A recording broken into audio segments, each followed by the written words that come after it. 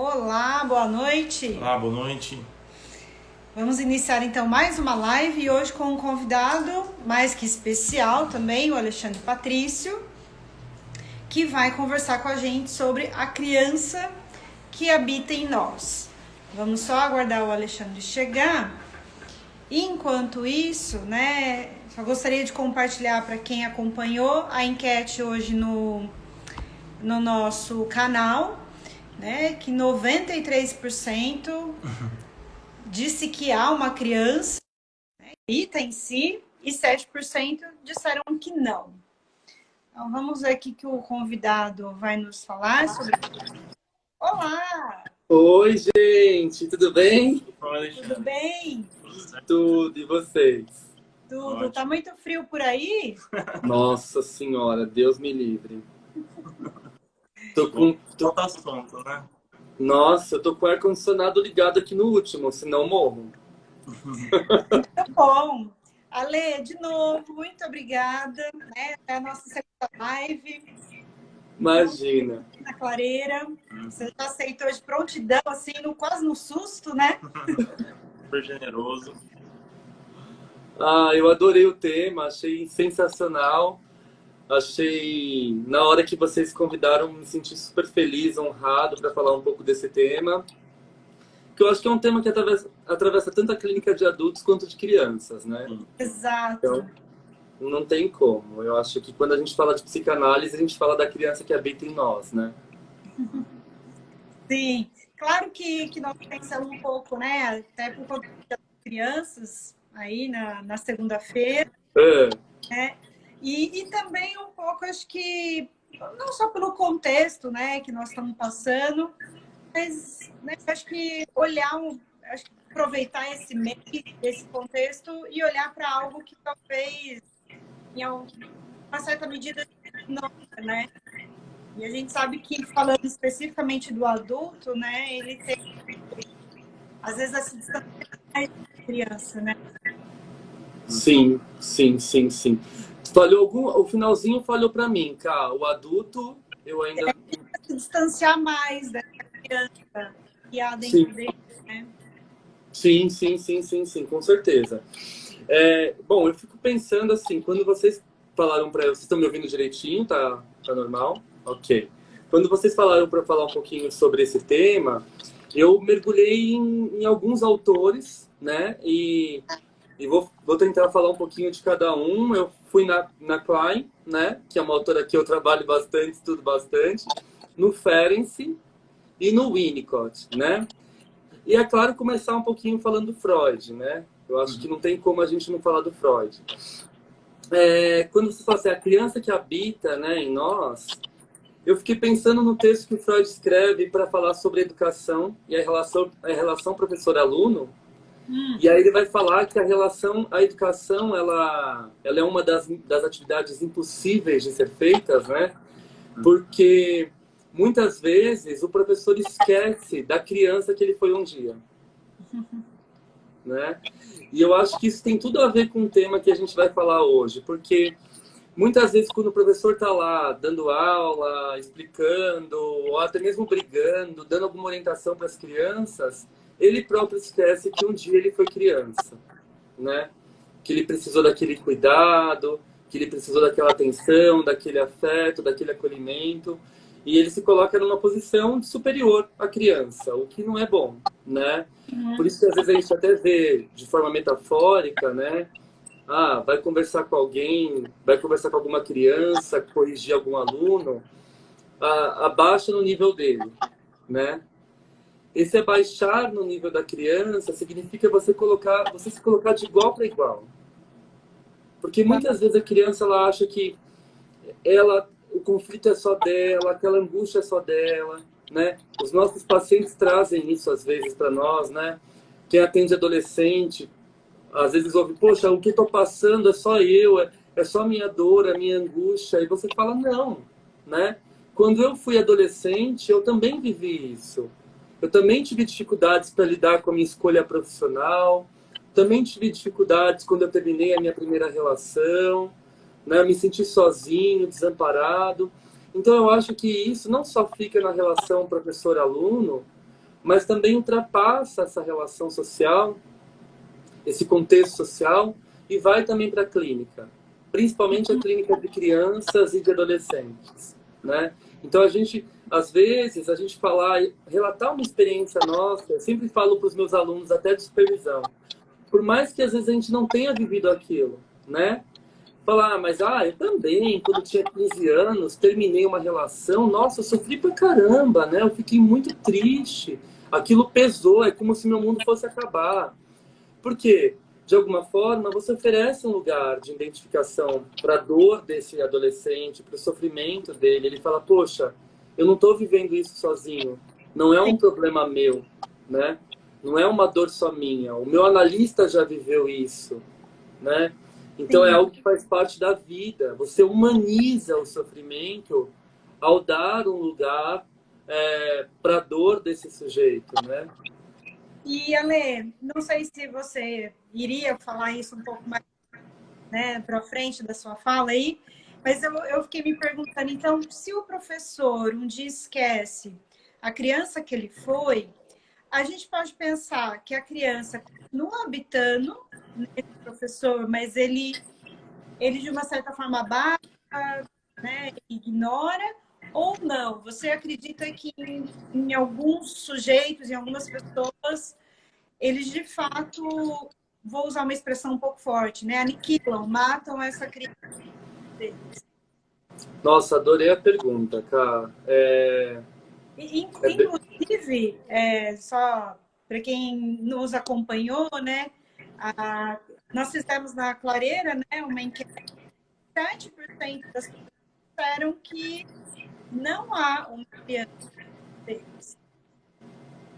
7%? 7%. É um número aí até que significativo, né? Eu acho que assim, eu acho que por mais... o Freud, ele é brilhante quando ele cria a noção de recalque, né? Por mais que a gente recalque isso, todas as nossas vivências infantis, não posso falar para vocês que eu não tenho pacientes que falam, eu não lembro nada da minha infância. Eu vou estar mentindo se eu falar que eu não tenho nenhum paciente desse tipo. Eu tenho. Vários pacientes, né? Que chegam e falam assim, não adianta me perguntar da infância que eu não lembro nada. É como se esse momento da minha vida fosse apagado. Uhum. Eu não tenho qualquer recordação da minha infância. Ora, a gente sabe, né? O Freud vai escrever isso lá nos ensaios de metapsicologia, o mecanismo que é o recalque, o mecanismo de defesa usado para reprimir algumas das nossas lembranças, alguns acontecimentos que foram desconfortáveis para nós. Mas isso não significa que eles morreram. Eles estão ali, né? A nossa forma de se relacionar, a nossa forma de lidar com o outro, está muito atrelada a essa criança que a gente foi um dia, né? Que por mais que você não lembre, ela continua habitando o seu interior. Então, por que quando eu estou namorando alguém, eu quero que essa pessoa fique o tempo todo me bajulando? Ora, porque quando criança eu gostava dessa bajulação. Você não lembra? É uma coisa, mas não que isso morreu. Isso aparece nas suas relações adultas. E vai aparecer na relação transferencial com o analista. Sim. O paciente que o tempo todo cobra a atenção do analista, cobra um cuidado, né? E às vezes, através de um sonho, de um relato, ele lembra.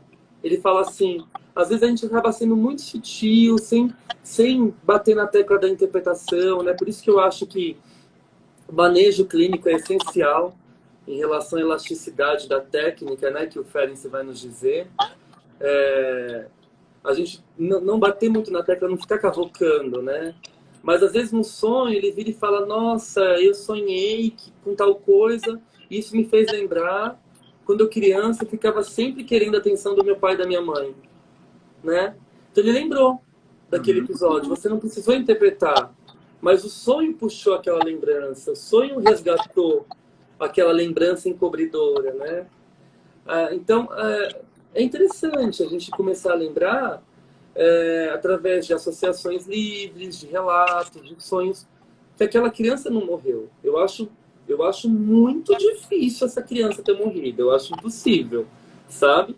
O que a gente tem aí é uma quantidade de resistência bastante significativa para lembrar quem de fato a gente foi um dia, né? Você estava falando da Klein, eu lembrei de agora você falando, Alexandre, eu lembrei de um conceito dela que é Memories and Feelings. Memórias e sentimentos, né? Sentimentos, né? Que às vezes é uma sensação, né? Não tá completamente dissociado de uma experiência de imagem, de uma narrativa, né? Mas tem uma sensação que impregna o sujeito e, de repente, essa lembrança está muito mais alocada a esse momento, assim, que não está colocado em palavra, né? Não está colocado ainda em nomeado. Perfeito. E eu fiquei pensando também na pergunta que a Carol fez, e eu não sei se eu lembro da hipótese, assim, o quanto que esse professor, né, que você colocou naquela narrativa do Freud, o tanto incapaz ou tem uma grande dificuldade de se colocar, de ter a sensibilidade de se colocar no lugar da criança, tem uma espécie de vingança infantil ali também, né? Que a criança idealiza quando ela sofre um desamparo ou um baque assim desse outro, e às vezes ela tem essa fantasia de que quando ela for grande, ela pode fazer com o outro, então, o que de mal fizer com ela, né? Eu não sei quantos adultos, às vezes, eles são, nesse sentido, eles atuam essa infância perversa, às vezes. Perfeito. Interessante você falar isso, porque eu sempre observo na relação professor-aluno muitos professores que ocupam esse papel, né? Justamente para descontar nas crianças o que fizeram com ele um dia. Então eu vou me tornar, né, o que o Freud fala da brincadeira. Qual que é a interpretação do brincar para o Freud? O Freud fala que através do brincar, a criança transforma ativamente aquilo que ela sofreu passivamente. Então, sofri maus tratos do meu pai, quando eu for brincar eu pego o meu ursinho e bato nele, né? O que eu sofri passivamente eu transformo na brincadeira de forma ativa, né? Eu recebo o cuidado da mamãe, agora eu vou brincar que eu sou a mamãe fazendo comida para dar para as bonecas, né? A mesma coisa a profissão. A profissão é um brincar. Quando ela perde essa essência, ela se torna um fazer mecanizado, sem simbolismo, apenas funcional. Estou trabalhando para ganhar dinheiro, estou trabalhando porque eu sou funcionário público e meu emprego é estável. Eu estou trabalhando para cumprir a meta, mas qual o sentido que você vê nisso? Então, muitos professores acabam tomando sua profissão como um brincar para fazer ativamente, né, aquilo que eles sofreram passivamente. Então, eu sofri maus tratos, eu tinha um professor que me humilhava, que me colocava de castigo, que era autoritário. Quando eu me tornar professor, eu vou fazer igual com os meus alunos. Porque chegou a minha vez, né? Então, isso está totalmente a ver com a criança que nos habita, né? A gente tem que ressignificar esse sentimento, esse sofrimento, para poder não repetir, né? Sim. Engraçado que hoje no grupo de estudos eu estava trabalhando esse texto do Freud, né? O recordar, né? O lembrar, repetir, perlaborar, né? Que ganhou a nova tradução da autêntica, né? Lembrar, repetir e perlaborar. E é justamente isso. Na análise, eu vou cuidar dessa criança ferida, abandonada, maltratada, para não precisar atuar nas minhas relações atuais, né? Cotidianas, o que eu sofri passivamente. Sim. Né?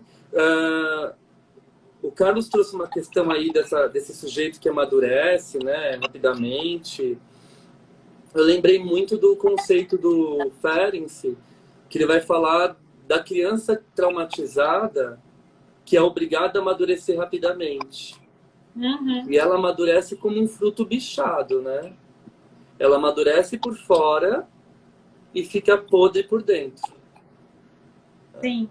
Então eu amadureço porque eu fui traumatizado, eu fui exposto a uma experiência traumática muito precocemente e tive que amadurecer para cuidar de mim e dos outros, às vezes. Né? Sim. E eu continuo podre por dentro. Eu estava assistindo esse final de semana uma série no Netflix que me recomendaram. Eu consegui assistir porque só tem 8 episódios. Ai, então tá bom. Porque série com 50 temporadas de 10 episódios cada, não dá. Não dá. Aí me recomendaram, até o tema já tinha me chamado a atenção quando eu assisti ao trailer, que é o Ratched, né? Que conta a história da enfermeira do Estranho no Ninho. É fantástico. É fantástico, porque ela é o exemplo vivo dessa criança traumatizada, que teve que amadurecer rápido para cuidar de si, do outro, né, de um irmão adotivo que ela tem, e a gente vê o estrago que esse amadurecimento fez na vida dela. No final das contas, você acaba tendo muito mais dó dela do que raiva, porque você se identifica com o sofrimento inicial dela, que é muito pesado, que só vai ser revelado no penúltimo capítulo, né? O porquê dela ser o que ela é. Uma série brilhante, sabe? Eu acho que tem tudo aí para ser uma série premiadíssima no próximo ano. De atuação, de roteiro, de tudo, sabe? Vale a pena ver. Tá. E aqui, Ale, temos aqui 2 comentários.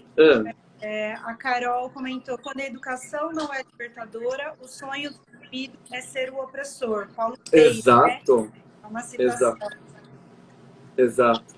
E a Andréia comentou: o pedagogo e educador pioneiro da educação costumava estar ao nível dos seus pupilos quando se relacionava com eles, sinônimo de grande empatia.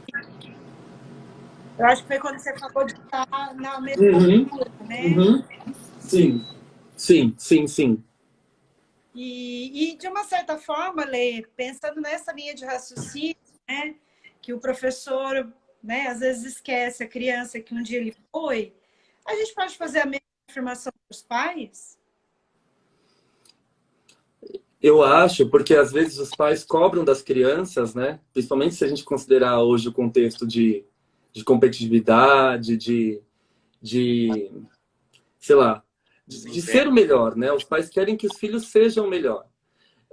E eles esquecem que eles foram cobrados, né? Ou não.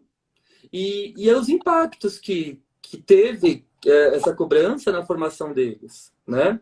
Então, por que eu vou repetir com meu filho algo que me fez mal? Né? Em compensação, também a gente vê aqueles pais que tiveram uma infância feita aos percalços, né? Assim, cheia de intercorrências negativas, de ausências, e aí eles querem compensar essas faltas dando tudo para os filhos. O que, de alguma forma, também está atrelado a essa criança que eles foram um dia. Essa criança que habita em nós. Então, eu vou dar tudo para o meu filho porque eu não tive nada. E eu quero compensar essa ausência, essa falta, essa negligência, dando o mundo para ele. E a gente sabe que isso é tão prejudicial quanto a ausência. Né? O Winnicott vai dizer isso. Ele fala, pior que uma mãe ausente é aquela mãe que faz tudo pelo filho. Né? Essa não permite sequer o desenvolvimento da criança. Ela engolfa a criança. Né? Eu lembro daquela imagem, né, que ele sempre usa, o Winnicott, da bolha, né, e dentro de uma outra bolha pequena, né? Exato. E a gente tem que adequar, né, as necessidades da criança. Não pode ser tão amplo, mas nem tão muito apertado, né? Perfeito. Perfeito. Exatamente. A pressão externa e a pressão interna da bolha, né? Se for grande, ela estoura, né? Mas também, se tiver sobrando, a bolinha de dentro fica, né? Sem sentido. Fica vaga, né?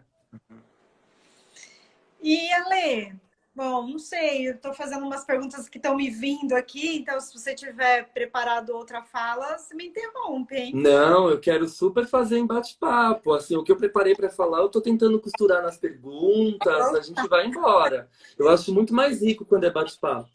Eu fiquei me perguntando, ouvindo você e o Carlos agora, como que a gente poderia pensar em um adulto, né, no momento que nós estamos, o que a gente poderia pensar nesse adulto como ele pode cuidar dessa criança que o habita? Sabe, Olha, como se aproximar dessa criança? Porque se você disse há um tempo atrás, olha, tá aí, né? Às vezes há um recalque, há né, uma resistência de acessar.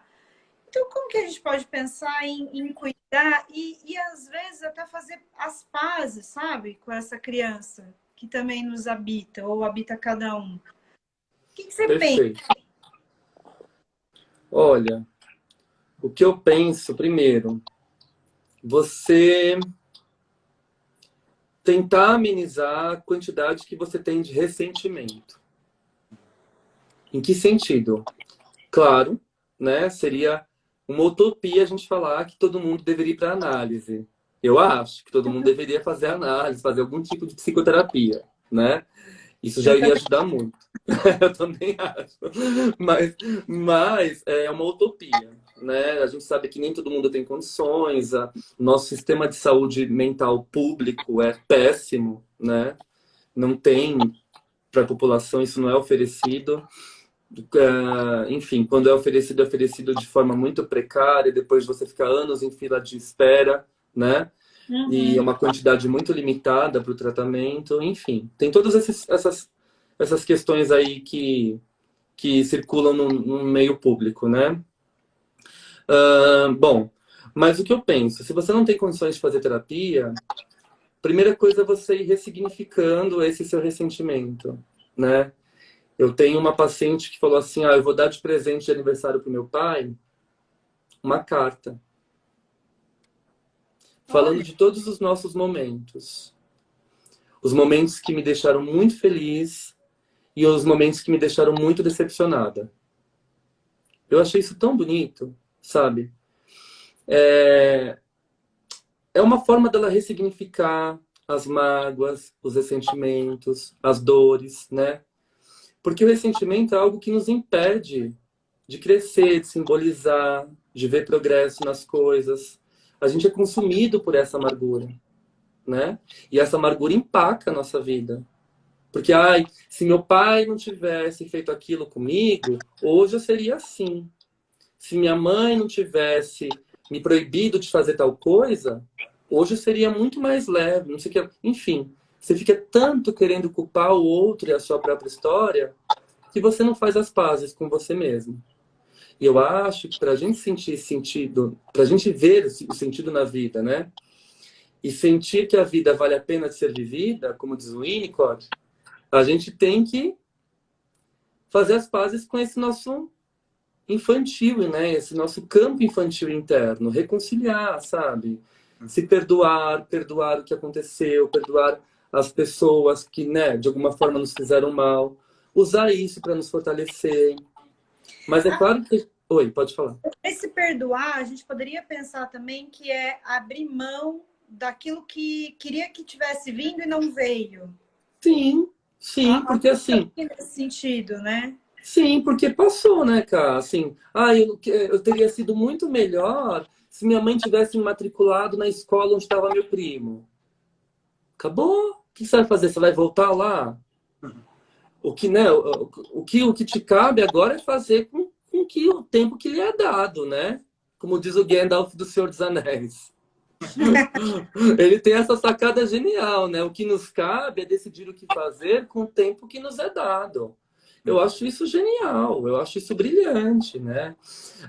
Igual a gente riu agora, né, de um personagem de um filme. Você assistir a um filme, lembrar da sua infância, lembrar de como aquilo te atingia, sabe? Sei lá, de repente tô passando na sala, assisto Caverna do Dragão, tá passando na televisão, eu lembro que eu brincava disso e começo a rir desses meus momentos. Isso deixa a vida tão leve, né? Porque você consegue perceber que por mais que você teve situações ali na sua vida que te fizeram mal, você pode tirar um lado bom, né, de tudo que você viveu. E rir disso talvez seja a melhor forma de você conciliar. essa criança interna com que você é hoje, né? Olhar para trás e rir, não guardar esse ressentimento. Ah, e se? E se? Não dá mais. O tempo é agora. O e se ficou para trás, né? Se você ficar alimentando esse ódio, esse ressentimento, essa amargura, a sua vida nunca vai progredir. E nunca vai fazer sentido para você o que você está vivendo hoje. Porque você está sendo consumido pelo ressentimento, né? Pelo passado. E isso implica em você viver o presente, quem sabe se arriscar no futuro, né? Então é aquela coisa, você começa a fazer as coisas de forma mecanizada, porque você não se permite sequer vivenciar o que você foi. Então você liga o automático e mecaniza, né? Ah, então, nossa, eu dei certo nesse trabalho, a minha vida foi tão sofrida, não me vejo fazendo outra coisa, vou continuar fazendo. Mas será que tem graça esse seu trabalho? Será que tem graça você ficar todo dia na frente do computador, coletando dados, fazendo contabilidade, enfim, não sei. Sei lá, cuidando de legislação. Será que tem graça isso? Será que você tem prazer nisso? Se você tem, ótimo. Nesse sentido que eu falo que o nosso trabalho tem que ser o brincar, né? Segunda-feira eu fico cansadíssimo quando eu atendo 4, 5 pacientes no mesmo dia. Segunda-feira é o dia que eu tenho 5 pacientes. Chega o final do dia, eu estou destruído. Mas para mim é compensatório, sabe? Você vê o avanço dos pacientes, vê o progresso deles, o tanto que você tem lugar na vida deles, né? O quanto que você pode ajudar eles a passar por um momento de sofrimento, de tristeza, de agonia, né? É gratificante você observar isso. Então é um brincar. Você termina o dia cansado, mas termina o dia grato, né? Sim. Grato por aquilo que você exerceu.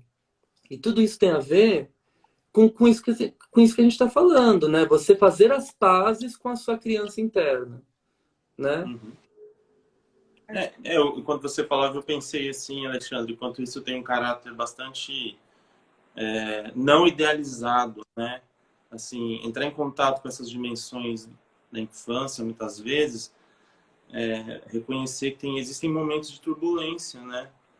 O que esses grandes autores da psicanálise, assim, psicanálise de crianças mostram como que esse sujeito da infância, ele passa por momentos de turbulência, de conflito, e que o adulto às vezes não precisa idealizar esse passado, né? De que a infância foi um mar de rosas, foi um paraíso. E isso é tão modesto assim, mas é isso que provavelmente existiram condições que não vão ser reparadas mesmo, né? Esse em si, né? Esse desejo para trás é o que só amarra o sujeito, né? Porque pensando quanto que às vezes a idealização que recai nesse campo só impede esse sujeito de poder desamarrar a infância dele emaranhado de ressentimento, né? Perfeito. Interessante Perfeito. ali, a Larissa, né? Da Larissa. Uhum. Afinal, a gente vai para a terapia para fazer as pazes com nossos pais, né? Exatamente. Exatamente. Com nós mesmos, né? E com nós mesmos, né? Saber se perdoar, saber ver que você deu o seu melhor naquele momento, né? Enfim. E como eu falei, usar essa dor, não dá pra gente ser... É claro que a vida ela é feita de dor, né? Eu até comentei esses dias numa live minha, o Whindersson postou assim, né, no Twitter, o Whindersson Nunes, que agora terminou o casamento, tal, com a Luísa Sonza, ele postou assim no Twitter, saudade de quando eu era o dia inteiro feliz. Aí eu fiquei pensando, dá pra ser o dia inteiro feliz? Será que existe isso? Ou é uma idealização, né? Uma onipotência aí infantil? Não tem como a gente ser o dia inteiro feliz, né? Mas eu acho também que é culpa do sistema isso, né?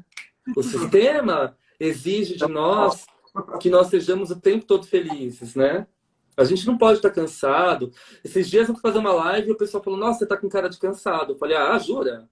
Né? Eu sou humano, né? É ótimo que eu esteja com cara de cansado, senão já podia, né, ir embalsamar, né?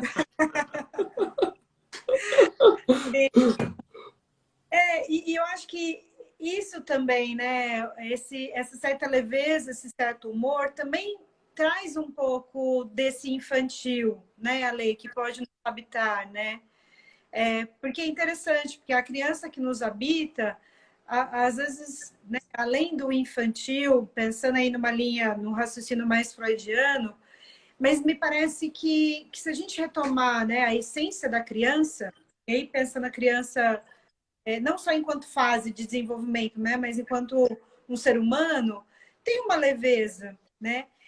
Eu ouvi uma adolescente recentemente, né, de 14, 15 anos, dizendo: eu sou super preocupada com o meu corpo e meu pai veio dar bronca por conta de um suco e nos chamou de gorda. Ela e a irmã tem 6 anos e ela 14. E aí, no meio da conversa, eu perguntei: como tua irmã reagiu? Ela é criança, né? Ela não tá nem aí. O meu pai fez um comentário e ela tranquila. Então, assim, né? Parece que a gente perde também um pouco desse humor, né? Dessa leveza, né? Dessa criança que pode nos habitar, né? Nossa, e é muito chato, né? O adulto que se leva a sério demais, assim. Nossa, não dá. Esses dias eu estava conversando com uma amiga minha. Quando a gente está na área, assim, universidade, né? Aquele pessoal tudo intelectualizado. Assistir aula com gente que ele se leva muito a sério, meu, que saco, que saco. Que saco, que saco. Concordo. A psicanalista está comentando: engraçados psicanalistas que falam, não trabalho com crianças. Todos nós trabalhamos com crianças. Perfeito, boa, adorei. Perfeito, sim. Não, concordo com você, Carlos. Esse dia eu estava conversando com uma amiga minha, a gente está fazendo aula juntos numa instituição aí de psicanálise. Aí eu peguei e falei assim: nossa, o que você acha dessa turma? Ai, que gente chata. Gente chata. Você não pode fazer uma brincadeira, um comentário, sabe? Tudo é uma competição para ver quem está mais certo. Porque o Ferenczi falou isso em 1914. E aí o Freud rebateu naquele texto de 37, que não sei o que lá. E aí é uma disputa, sabe? Por conhecimento. O que também não deixa de ser infantil, né? É um narcisismo primário aí mal resolvido, né? Nessas turmas não pode nem chegar atrasado, né? Não, Deus me livre, assim, coisa chata, sabe? Não tem flexibilidade, não tem a leveza. Parece, e assim, particularmente, eu, Alexandre, aprendo muito mais quando o professor trata as coisas com leveza, faz uma piada, faz uma brincadeira, porque isso não deixa de perder a seriedade e a profundidade do assunto, né? A gente está aqui debatendo um tema super importante, falando de vários autores, de vários pensamentos da psicanálise, mas isso não impede que a gente faça uma brincadeira, um comentário, um recorte prático. Isso, né, enriquece o nosso trabalho. E eu acho que a criança também precisa disso. Né? O professor que vem e aplica aquele conteúdo com muita seriedade, que esquece que um dia foi criança, ele está somente dificultando a transmissão desse conhecimento para aquela criança. Porque ele não fala na linguagem da criança, ele se coloca numa posição muito distante do infantil, né?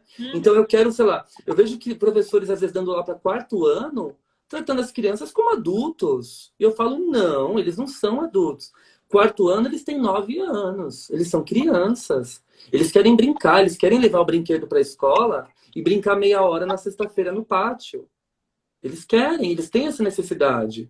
Então, assim, falta essa compreensão e esse manejo da infância, né? Da gente poder revisitar a criança que nós somos um dia e poder trabalhar com ela no nosso cotidiano, né? Porque, querendo ou não, como a colega falou, nós todos trabalhamos com essas crianças que estão ali guardadas. Você pode estar tendo um paciente de 60 anos que vai estar levando o infantil dele para ser trabalhado na análise, né? As primeiras experiências, as primeiras vivências. Quando a Melanie Klein traz aquele texto, Nosso Mundo Adulto e Suas Raízes na Infância, que para mim é uma obra-prima dela, é um texto de 59, ela vai colocar que, né, a gente tem que olhar para a infância para poder descobrir de onde nasceu tudo. Né? A nossa inveja, a nossa raiva, a nossa destrutividade, o nosso medo, a nossa angústia, a nossa depressão, né? Tudo se começa a construir na relação primária ali do bebê com a mãe. E ela vai lançar esse olhar para o primitivo, né? Para o arcaico. Então, o que o Carlos falou, as memórias no Memory Feelings, né? As memórias em sentimentos, tem tudo a ver com esse mundo interno, com essa fantasia que é construída através dos mecanismos de projeção e introjeção que acontecem desde a infância. Desde o momento que o bebê vem ao mundo, né? Na visão da Klein. Então, o bebê começa a atingir o mundo externo através do seu mundo interno. Através de suas projeções e introjeções. Então, ele vai percebendo. Por que a gente fala assim, 30 crianças que foram educadas na mesma sala de aula. Por que cada uma sai de um jeito? Ué, porque nós temos algo, né, que o Freud descobriu lá em 1900, que é a subjetividade. É o inconsciente. É o nosso mundo interno. E ele é construído através das nossas projeções e introjeções. Eu posso assistir uma aula e me identificar, achar essa aula maravilhosa, e o meu colega não. Sim. Né? Porque isso desperta questões nele que talvez são questões que não foram trabalhadas, são questões delicadas, são traumas, enfim. A postura do professor talvez desperte a postura do pai, do avô, que era rígido. Você vai tendo construções a partir da sua singularidade. Eu acho que essa é a maior riqueza da psicanálise, né? Eu vou ter que ler o comentário da Carol, tá? Porque ela falou Lacan. Então, Tá. assim, eu vou ler. Lacan falou sobre a psicanálise divertida, que seria a verdadeira psicanálise. O humor é um ótimo indicativo de saúde mental. Sim. E a indicação de um livro, o humor é coisa séria. Sim. Outro comentário, a da Silva, Sandra. A criança que Freud descortina sofre de dor, tristeza e solidão e portador da sexualidade. Sim, sim, sim.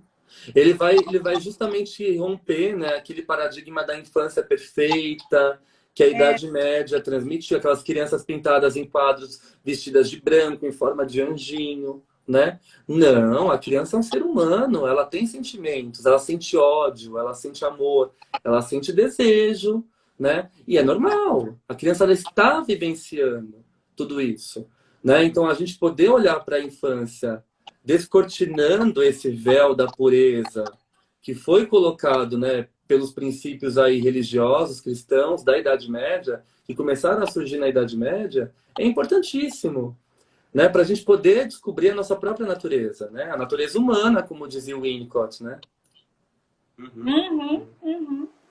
E no Freud, você falando agora, eu pensei assim, não sei se vai fazer sentido, mas parece que às vezes tem duas modalidades do infantil que vão aparecendo, né?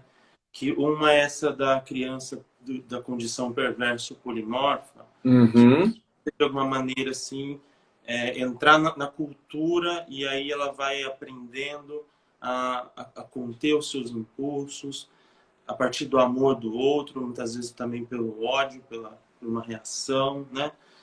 E eu achei interessante que parece que também tem uma outra modalidade do infantil no Freud que o adulto carrega, que é a ideia de uma dependência, assim, né? A dependência de um outro com o maiúsculo, assim, né? De um grande outro e o adulto também, eu acho que quando a gente pergunta assim, né? A criança que habita em nós, parece que tem essas dimensões, né? Às vezes a gente é aquela irritação infantil que não consegue se conter, né? Que vai e quebra, depois, se puder e tiver continência suficiente, vai e repara. Mas também aquela criança infantil em nós que é absolutamente dependente, né, do outro e às vezes se acredita completamente independente, mas é infantil do mesmo modo, né? O que você pensa? Olha, eu acho que nesse sentido, né, a gente fazendo aí, você começou com Freud, agora eu vou dar um salto para o Winnicott, né? Quando ele vai falar dos estágios, né, da linha de desenvolvimento maturacional, é é interessantíssimo que ele fala que nós nascemos na dependência absoluta, que exige todo esse cuidado do meio, exige que a mãe vai apresentando o mundo externo para o bebê em pequenas doses, com cuidado de não ser intrusiva, porque a mãe e o bebê são um só, eles estão fusionados. Então, diferente da Melanie Klein, o Winnicott vai nos dizer que o bebê não tem um eu. Ele e a mãe são um só. E depois, aos poucos, ele vai se separando, vai se diferenciando dessa mãe e construindo o seu eu, né? Desde que a mãe seja uma mãe suficientemente boa, que tenha essa preocupação materna primária, que a princípio ela tem que ser totalmente devotada a esse bebê, né? E esse bebê ele vai saindo do estágio de dependência absoluta, caminhando para a dependência relativa, até chegar rumo à independência. Porque ele diz assim, nós nunca seremos totalmente independentes. Nós sempre vamos precisar de alguma coisa ou de alguém. E isso do Winnicott é genial. Porque, de fato, nós sempre vamos precisar de alguma coisa ou de alguém. Não dá para ser 100% independente, né? Aí ele coloca a ideia de objeto transicional, enfim, de uma série de questões que começam a surgir na teoria winnicottiana que justificam esse rumo à independência, que não é uma posição totalmente independente. E é engraçado que essas crianças que tiveram dificuldades em sair da dependência absoluta e caminhar para a dependência relativa são os nossos pacientes adultos que muitas vezes chegam no consultório e colam na gente, que mandam mensagem para a gente meia-noite, 1h da manhã, porque estão em desamparo total. E precisam desse cuidado, desse olhar aí do grande outro, como o Carlos citou, né? Para poderem se reestruturar, porque eles estão totalmente desamparados. Então é o que o Winnicott fala. Muitas vezes o analista ocupa esse papel de ego auxiliar. Né? Sim. Então eu começo a ter essa preocupação materna primária com o meu paciente, para que aos poucos ele possa ir saindo dessa dependência absoluta até chegar numa dependência relativa. Então esse paciente regredido que a gente recebe é esse paciente que teve dificuldades ali na sua linha de desenvolvimento maturacional. Isso vai se repetir na relação com o terapeuta. Então não dá para desprezar toda a nossa história, né? Eu até coloquei uma citação do Winnicott aqui, que ele diz assim para nós: as pessoas têm que aceitar o que são e aceitar a história de seu desenvolvimento pessoal, justamente com as influências e atitudes ambientais locais. Elas têm que continuar vivas e, vivendo, tentar se relacionar com a sociedade de modo a haver uma contribuição nos dois sentidos. Isso é belíssimo, né? Na contribuição do sujeito com a sociedade e a sociedade com o sujeito. Mas o que ele coloca no começo é: as pessoas têm que aceitar o que são e aceitar a história do seu desenvolvimento pessoal. Olha que riqueza, né? Então não dá para apagar ou simplesmente aniquilar essa criança. Ah, eu tive uma infância maldita. Eu apago isso, né? Você faz de conta que apaga. Racionalmente, no seu discurso, você coloca fazendo de conta que apaga, né? Mas é um grande faz de conta, porque ela está ali vivíssima, né? E ela se apresenta nas suas relações externas com muito mais frequência do que você imagina. Eu estava pensando nisso. Eu te interromper, mas eu fiquei pensando, né? Essas pessoas que dizem que não existe uma criança, né, que os habita, como que eles imaginariam essas relações, né? Como se tivessem no total controle, né, deles, de como estabelecer, como se eles estivessem em domínio, né, de todos esses sentimentos que você foi trazendo, né, primitivo aí da raiva, da inveja, né, da destrutividade, enfim. É interessante pensar, né, que acho que o sujeito, de uma certa forma, tenta se convencer, né, de que, enfim, se não foi superado, não vai ser lembrado, né, que pode ser enterrado, mas a gente sabe que é uma tentativa, talvez, qual a palavra? Não em vão, né? mas insuficiente, né? Porque isso vai Insuficiente. voltar. Isso vai voltar. Eu penso também uma espécie de modalidade de ódio contra si, né? Também. De tentar negar o mundo interno que existiu, né? Uma forma de se odiar, né? O que eu vejo assim... História, né? Que o Oi? Winnicott faz. Ou odiar a própria história, né? Odiar a própria história, assim. Ou também, em última instância, uma defesa maníaca, né? Se a gente pensar no conceito da Klein, da posição depressiva, eu penso a posição depressiva não só numa situação X, mas eu penso, isso é uma das coisas que eu escrevi recentemente, é que a posição depressiva, ela indica toda a nossa vida. Ela está relacionada a toda a nossa vida. Então, o que seria a posição depressiva na vida adulta? Você poder admitir a criança que você foi, saber perdoar, né, o que você fez com o outro, saber perdoar o que o outro fez com você, né? Então, a posição depressiva, ela acontece quando a gente acaba lidando com a nossa falta, com o nosso luto, com a nossa impotência, e quando a gente admite isso. E a partir disso a gente faz elaborações. Simplesmente negar ou querer passar borracha é, no mínimo, uma defesa maníaca, né? Ai, nossa, eu tive uma infância totalmente complicada. Hoje eu tô bem. Hoje eu sou bem sucedido, eu gasto com roupa de marca, eu viajo para os melhores hotéis. Você fala, ih, aí já tem coisa. Qual a necessidade de reafirmar um bem-estar, né? Qual a necessidade de se reafirmar bem-sucedido comprando roupa de marca, que seja? Isso já quer dizer muito da sua criança maltratada, né? Como diz o clichê, me fale mais sobre isso, né? Olha, tem um comentário da minha amiga Mary. Quando achamos que sabemos todas as respostas, vem a vida e muda todas as perguntas. Perfeito. Perfeito. Né? Muito bom. Muito bom. Uma outra frase do Winnicott que eu trouxe para a gente pensar um pouquinho sobre tudo isso que a gente está falando, ele coloca assim, né? No exemplo mais simples possível, uma pessoa que está sendo analisada consegue corrigir uma experiência passada ou uma experiência imaginária ao revivê-la em condições simplificadas nas quais a dor pode ser tolerada porque está sendo distribuída ao longo do período de tempo, tomada, por assim dizer, em pequenas doses, num meio ambiente emocional controlado. Como vocês bem podem imaginar, na prática concreta, raramente existe algo tão descomplicado como isso. Mas o contexto principal pode legitimamente ser descrito desta mesma maneira, né? Então, ele diz que o analista, quando oferece esse espaço, né? Esse espaço controlado de acolhimento, né?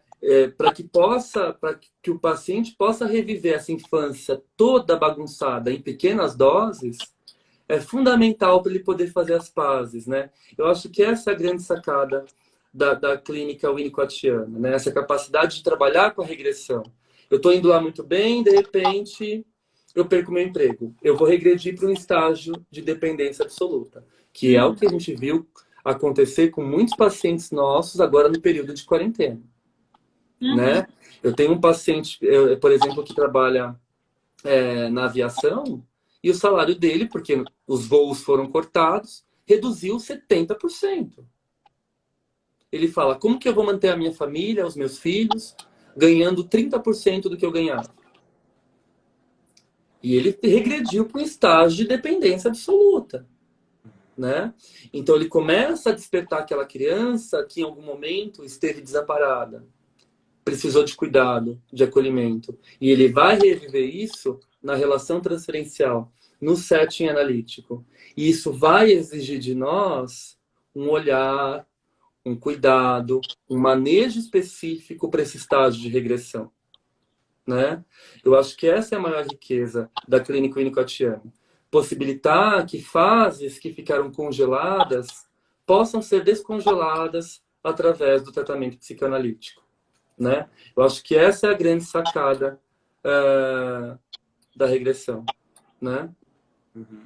É muito legal isso que você está falando, Alexandre, porque é bastante contraintuitivo, né, no mundo que a gente vive, em que parece que a gente vive só em direção a uma espécie de evolução e progresso, né? Uhum. Progresso ele está muito mais numa involução, né, do que esse caráter assim de sobe mais alto, sobe mais alto. Não, às vezes você vai ter que descer, né? Descer, descer, para se reencontrar. O que ele fala, né, é isso. A capacidade de saúde do indivíduo está relacionada à capacidade dele de regredir e retomar esses pontos que ficaram congelados. Isso é saúde para o Winnicott, né? É exatamente isso que ele vai escrever. E a mesma coisa a Klein, né? Ela vai dizer isso de uma outra forma, porque ela se atenta mais ao primitivo, né? E ela, claro, vai lançar um olhar todo específico para a pulsão de morte e tudo. Mas ela vai dizer que a construção de caráter, de personalidade, de desenvolvimento emocional está todo voltado às construções primitivas, às relações primitivas entre o bebê e a mãe, né? Uhum. Então isso se estabelece e através da relação transferencial isso vai ser repetido e vai ser elaborado através das interpretações do analista, né? Então assim, não dá para dizer que estamos todos bem resolvidos com a nossa criança interior. Não dá. Né? Seria uma ilusão. Então, como vocês bem mencionaram, todos esses psicanalistas aí que trabalharam direto com o infantil, com os bebês, com o primitivo, né? Eles falaram que a gente precisa lidar com isso na clínica, quando adultos, né? E essa criança em nós, ela é um grande imperativo nas nossas relações sociais atuais, né? Presentes. Ela é um imperativo. Ela está ali, né? Então, você partir para... Eu tenho um... Vocês devem ver também por aí, né? Esse bando de... Agora explodiu, né? Assim, um monte de Instagram de psicologia. E às vezes você vê coisas assim, né? Racionalize as suas emoções. Eu penso, puta merda, né? Como que você... Vai racionalizando suas emoções. Vai fazendo isso pra você ver aonde você vai chegar. No mínimo, numa síndrome do pânico. Quando a tampa da panela explode, né? Uhum. Não é racionalizar as emoções. É você lidar com elas, elaborar elas, ressignificá-las, né? Não dá para ir racionalizando. Nossa, perdi a minha mãe. Vou racionalizar. Tô ótimo. Né? Vida que segue. Amanhã eu já passo uma maquiagem e vou trabalhar. Tô ótimo. Racionalizei. Vai racionalizando para você ver onde vai chegar. Né? O quê, Carlos? Exercício de respiração, né? Exatamente, sabe? Essas coisas, né? Quem vive sente, exatamente, a Carol colocou, né, aqui embaixo. Eu acho que a gente tem que assumir o que a gente é, a nossa própria história, né? E poder elaborar isso através do processo analítico ou de um trabalho de escrita, de criação, de produção de arte. A arte está muito voltada para isso também, para o simbólico, para o brincar, né? A gente que é pesquisador, às vezes é chato pra cacete ficar lendo 1000 coisas e você escreve um parágrafo. Você olha no espelho e você fala assim, sou uma farsa. Né? Parágrafo, às vezes é uma linha, né? Você lê 30 livros, senta e escreve um parágrafo de 4 linhas. Meu Deus, eu sou uma farsa. Eu sou uma farsa. Mas assim, e aí você para... E eu acho que isso acontece muito comigo, sabe? Eu li coisas o dia inteiro. Aí eu sento para escrever à noite, não sai nada. Aí no final de semana, que eu tô tomando um vinho, ouvindo música, eu sento e começo a escrever um monte de coisa. Uhum. Sabe? Espontaneamente, sem referência, sem ficar consultando o livro. É um trabalho de criação, de simbolização. E isso tem a ver, né? De novo eu volto para aquela criança. Quando que a gente brincava? Quando que a gente criava? Quando a gente estava livre.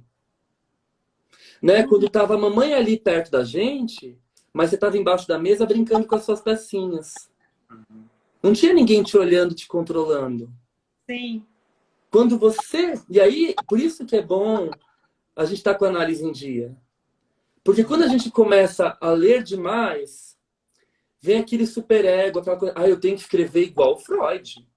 Eu tenho que escrever igual a Klein. Ela era brilhante. Se eu não for brilhante, meu trabalho vai ser um lixo. E aí você perde a criatividade quando você segura o seu verdadeiro eu através de um superego tirânico que te exige tanto. Você paga um preço muito alto por isso, você empaca, né? E te ouvindo agora, né, Ale, me parece que a representação do dia 12, né, no Dia das Crianças, para além do significado aí daquele sujeito, né, me parece que pode ser um dia dedicado, talvez, a todos, independente da idade, privilegiar a espontaneidade, né, privilegiar, além de tudo que a gente falou, né, fazer as pazes com a tua própria história, né? Mas eu acho que privilegiar essa espontaneidade que traz uma certa leveza e te possibilita criar, né? Perfeito, então, quem sabe eu posso representar isso, né? Não precisa sair pedindo presente, né? Para os amigos, mas que talvez essa reflexão, né, permaneça aí né, nos adultos. Porque senão parece que volta só para a criança a infância enquanto fase de desenvolvimento. Né? E eu acho que é disso que nós estamos discutindo. Não. Muito além. Muito além disso, exatamente. Né? É você, como eu falei, tá assistindo alguma coisa na TV que te lembra a sua infância, rir, né? Sei lá, pegar um carrinho do seu filho e sentar no chão e brincar com ele, por que não? Né?